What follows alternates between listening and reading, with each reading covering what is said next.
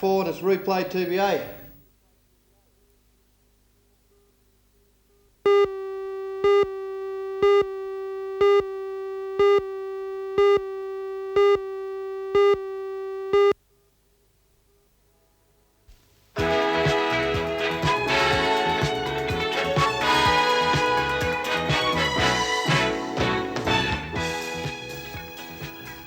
Hello and welcome again to the Valley's People. Today we're going to meet a man who heads up a $1 million exhibition, and I might say has not paid for one item. And we're also going to meet 4 times world barefoot skiing champion. Hope you can stay.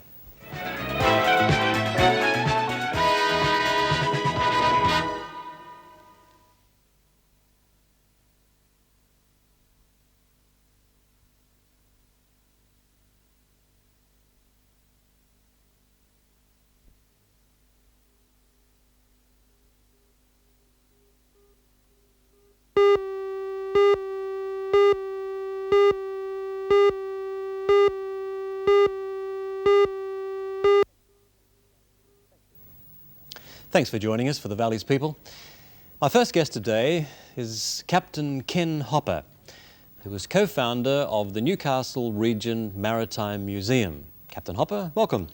Thank you. Trying to find out a little bit about the maritime history of the Port of Newcastle, I thought was fascinating, because one of the first things I discovered was that in the 1890s, Newcastle was the 7th busiest port in the world. Is that right? That is correct, mainly on sailing ships in those days. Yeah. And there was quite a big trade between here and South America and San Francisco and places like that brought all the famous old sailing ships to Newcastle. It's not easy to really picture what the 7th busiest port really means. I mean, we've got those old photographs of 3 and 4 sailing ships together aside at the wharf. It must have been quite a size. I believe so. There was up to, well, in excess of 100 ships in the port at times, really? And with ships waiting outside as well. I believe the record was something like 140 ships around the port at one time.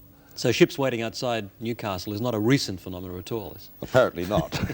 1890s. Was there much of that era preserved when the port was so busy?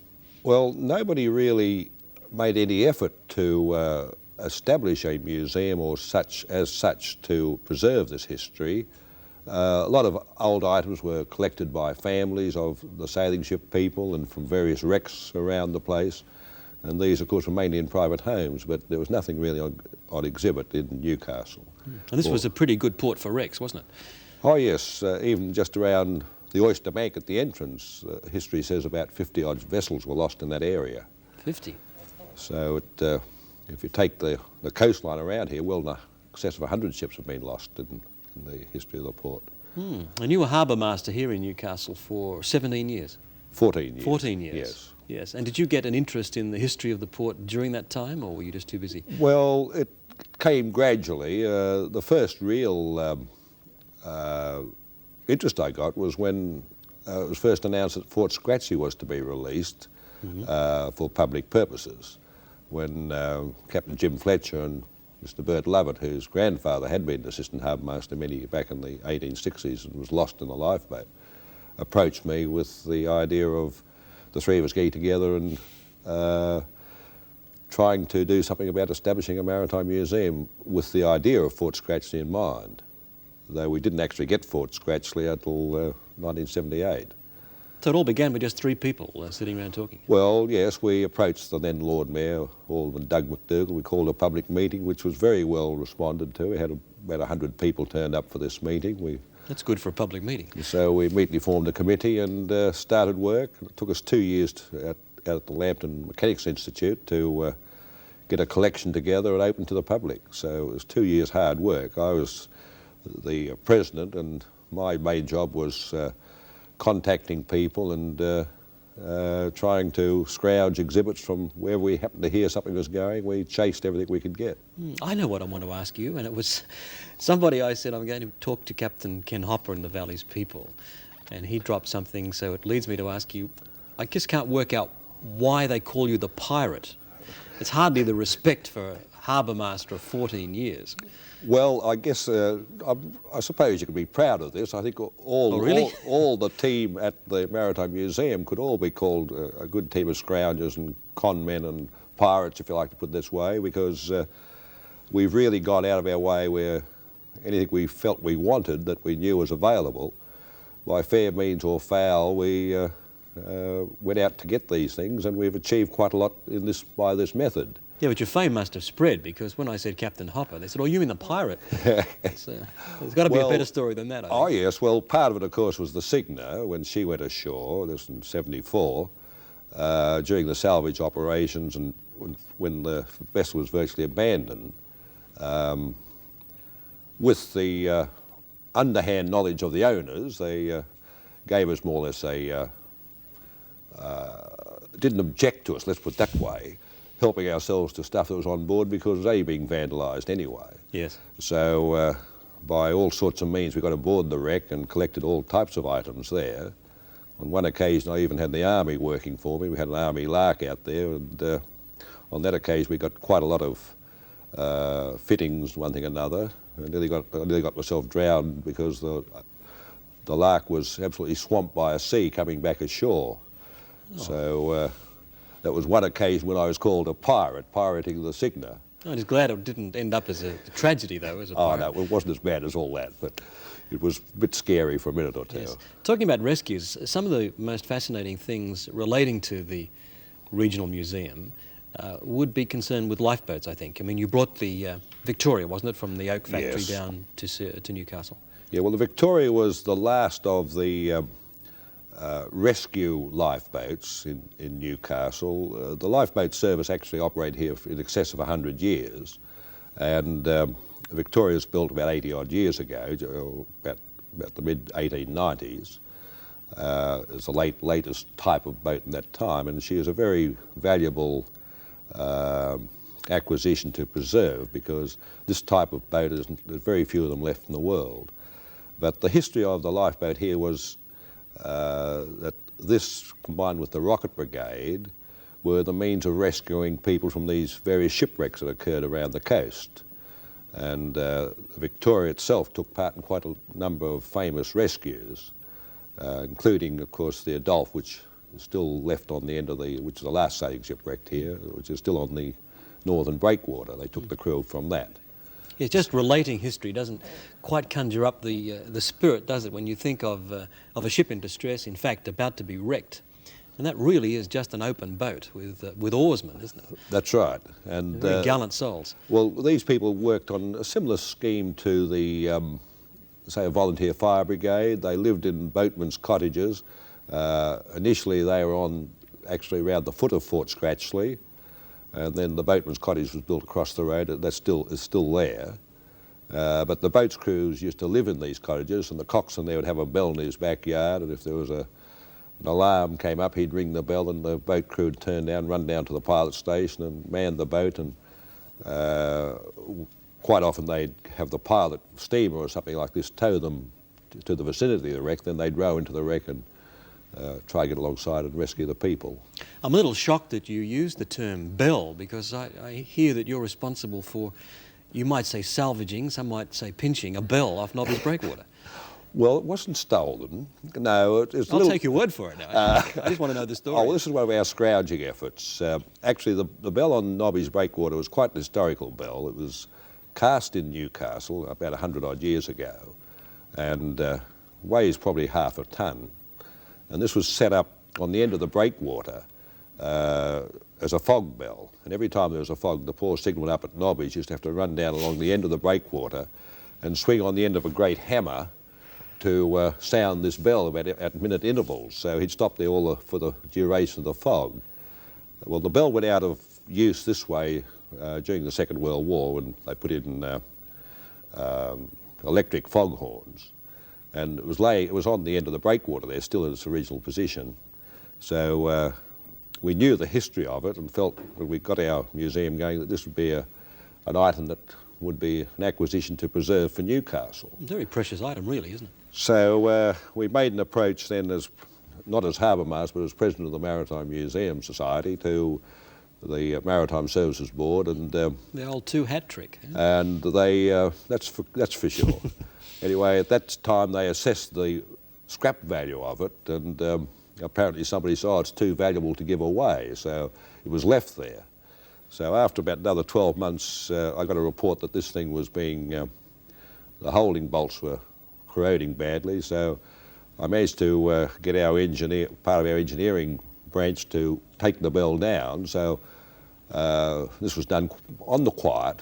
So we simply took it down at the pilot station, still kept it on Maritime Service Board property. Oh, it's all just for safekeeping. Just right? for safekeeping. Yeah. So we put it in the corner of the boat shed and buried it in an old rope for 3 years. Captain Hopper, there's one of those things that fascinates me in the museum itself as you go through, the artist's conception of the butcher boats racing out from Newcastle. What really were they? Because they were actually just rowing boats, weren't they? They were long, narrow rowing boats, and these were used by the providores primarily, and always known as butcher boats. And these people, to get, when a sailing ship arrived off the port, the master of the ship in those days did all his own business. And it was a question of who could get out there first and do a deal with the captain of the ship for providoring the ship. So these people would row miles to sea sometimes. And then when they came up to the ship, they'd have a hook on the end of a pole with a rope attached to it. They'd simply hook this over the side of the sailing ship's bulwark, and then just tow alongside on this hook while they bartered with the captain to try and get the business from the ship. Did they have spotters along the coast, did they? Oh yes, it was quite a common thing to have people on headlands looking out for sailing ships, both by the tugboats used to work the same system. First one out would barter to get the work, and so would the butcher boats. So these people would all go out to try and get the jobs from the sailing ships. Yes. Well, there's so much history here, I guess, that everyone in the valley should be thankful that a group of people could come together in a spirit of preserving our maritime history, because it's not being done everywhere, is it? Shameful. No, I think we now have probably the best collection of its type in Australia, and it's not through just my efforts. It's been the efforts of a very, very enthusiastic team, and these people have really worked hard. It's been a volunteer effort right up till this year, and we're finally now have a curator, thanks to the help of the state government and the Newcastle City Council. But now we hope to become more professional in our approach to things and develop the museum in that way. Well, at least it's here to stay, and that's something. Well, I'm hoping so. I can't see how it will not be, because I think what is collected up there is too valuable to ever be forgotten, and I think it will always be a feature of Newcastle in the future, the Newcastle Maritime Museum. Well, we can all hope so. Captain Ken Hopper, thank you for your efforts on behalf of us all, and thank you for coming here today. Right, thank you. And we'll meet another person, an interesting person from the Hunter Valley, in just a moment.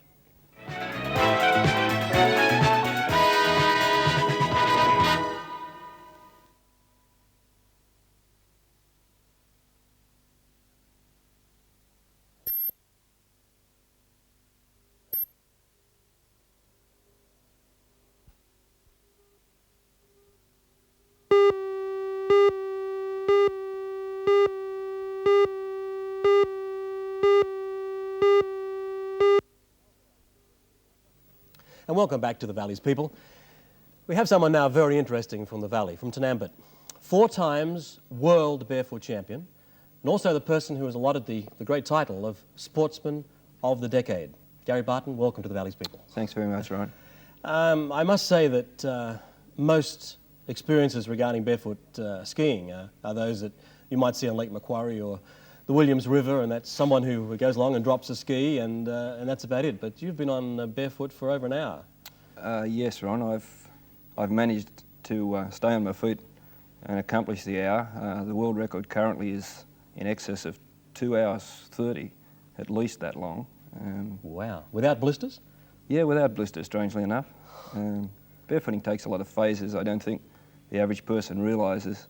They associate, as you said, with somebody just going through the spray in the lake.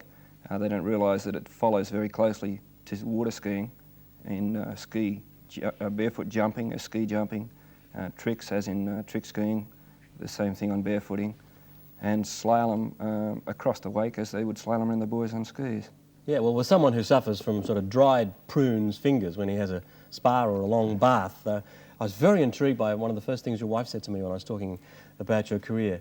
She said, Gary's got the smoothest, sweetest, softest feet of anyone. How's that line up with I don't know barefoot about ski? sweet. They definitely are soft.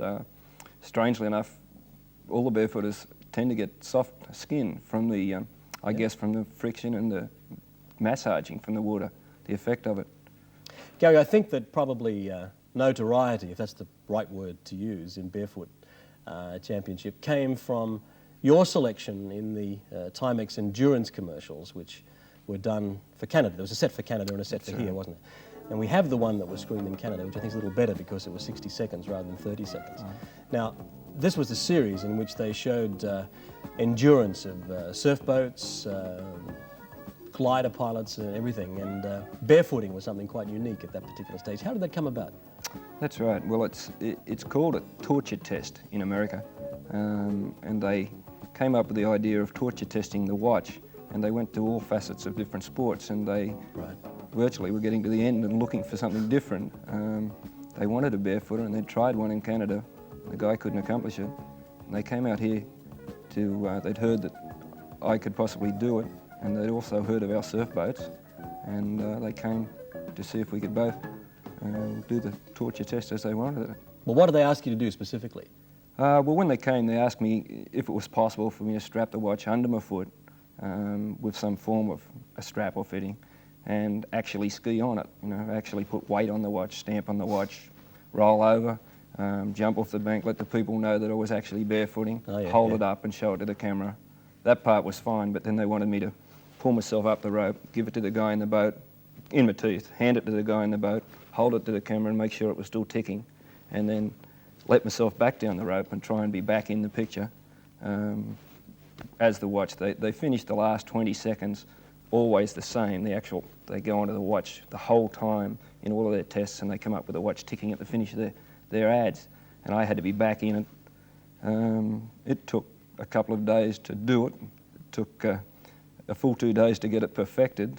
We lost watches in the effort and skin. I can imagine. It's just the same. It's thrilling to know that somebody from the Hunter Valley really has made one of the most spectacular of those commercials worldwide. The speeds that you get to, I mean, I've never done over 100 miles an hour except maybe in a jet aircraft, but you do it regularly, don't you, barefooting? I had, yeah. I've had several runs, 100 mile an hour. The record in Australia currently is it's about 92, I believe. This is an average out here. We take an average of 2 ways. They mark a course out and they time you with lights or watches down and back. You must return within a 10-minute grace period. And they take your average. And you fall off at that speed? What's it feel like? As long as you stay on the surface, it's not so bad. It's I guess it's like being thrown downstairs, thrown out of a disco or whatever. It hurts. Oh yeah, you get your bruises and it's not so bad. But if you take a bad fall and by going into the water or hitting an object, then it results in a really bad fall. Yeah, I guess I can suspect what was your worst fall, because it was the most spectacular fall that nearly ended your career. The Moomba, wasn't it? Yeah, that was by far the scariest fall I'd had, and the worst fall that I had during my barefoot career. Can you tell us about it, Gary? It's in Melbourne. Yeah, I still get nightmares talking about it, actually. I was skiing in the Moomba barefoot side of the Moomba tournament. They have a ski masters and they invite barefooters down there for a barefoot masters tournament as well. And I'd actually won the tournament this year and been asked to give an exhibition. And Victory lap, huh? Victory lap, more or less, and something that hadn't been. Everybody had gone out and done the same barefoot things up and down, and I thought I'll try something different. And we'd practiced a whirl around the boat, which is a 360 complete turn. And we'd been practicing this actually on the river at Raymond Terrace for some time and perfected it. And I attempted it in the Yarra, which is very narrow and dirty. And the first time I came terribly close to the bank, and the guy shortened the rope up from something like an 80 foot to a 50. And we did it and we completed it. And they have some 200,000 people at Moomba. And being a barefooter, I think there's a little bit of poser in all of us. And the crowd cheered and the drivers cheered, and they said, would you make a pass down and back? And I said, sure. So I came out of the water without telling the driver. I came out backwards, and I stood up barefooted backwards down under one of the bridges at the end to do a whirl right round. And as I started my turn, I jumped around to a forward position in a 180 turn, and I looked at the boat, and I thought, that's a long 50 foot. And I hadn't realised, because the boat had a twin rig and was very turbulent, that they'd put me back on an 80-foot tow line. Oh, really? And there was no way that I was going to fit between the brick wall and the, well, it's sort of concrete laid wall of the river.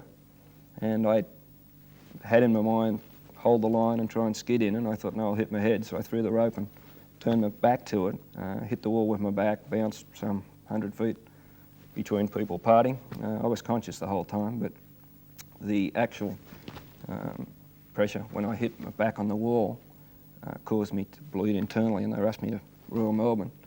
And I was almost 3 days before I got the use of my legs back, and I spent some considerable time finding it hard to convince myself I wasn't paralysed. And the doctor's quite worried. They cut me out of my clothing, which I'd worn. Still be the longest 3 days of your life, though, wouldn't it? It was. Until I actually got some tingling back in my toes and some feeling, I was quite convinced that I'd be in a wheelchair the rest of my life. Bit of quick thinking there, where you thought, well, it's either my body or my head as you're heading for the bank.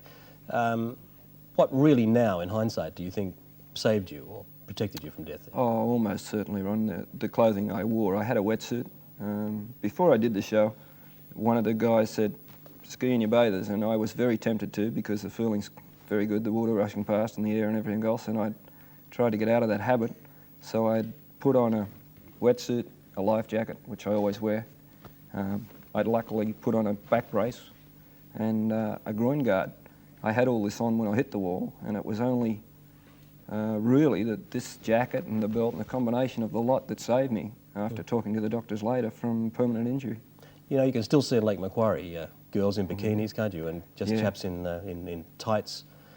Very much. I think that lesson, if it tells us nothing else, is that there's no plus in being smart, is there? Or No, none at all. I don't think it matters how good you are. Well, what should you wear then, do you think? Definitely a life jacket and shorts, at least protective rubber shorts for the guys as well as the girls, and some form of a life belt, life jacket, buoyancy, something that'll float you, because it doesn't matter how good you are, you can hit a submerged log and you've gone straight to the bottom, and that's it. And would you wear this now, whether it's just socially or competitively? I do. All the time? I do. I insist that my kids do, my wife does, you know, anybody that skis with me does. And just where did barefoot begin? I mean, it goes from water skiing to barefooting in your case? Yes, it does. I wasn't interested in water skiing. I was a lousy water skier. And I saw some guys training in 1965 for the first world tour in barefooting. And I decided that was really different. It was unique. And I wanted to join this unique crew, I guess. And that was the beginning of it. I watched actually some locals from Singleton, Darryl McGuinness from Scone and Dave Hamilton from Singleton.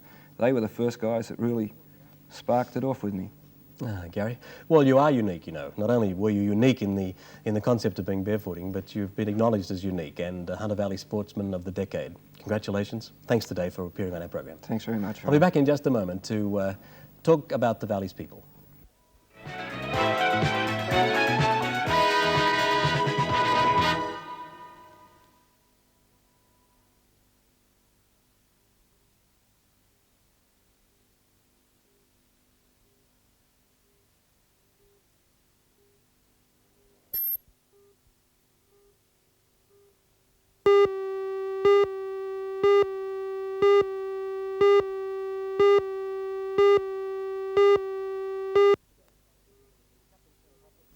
Our guests today on the Valley's People have been Captain Ken Hopper, who's doing such a great job for the preservation of our history, maritime history, and Gary Barton, 4 times world barefoot skiing champion. On our next program, we'll have 2 more interesting people from this fabulous valley. Hope you can join us.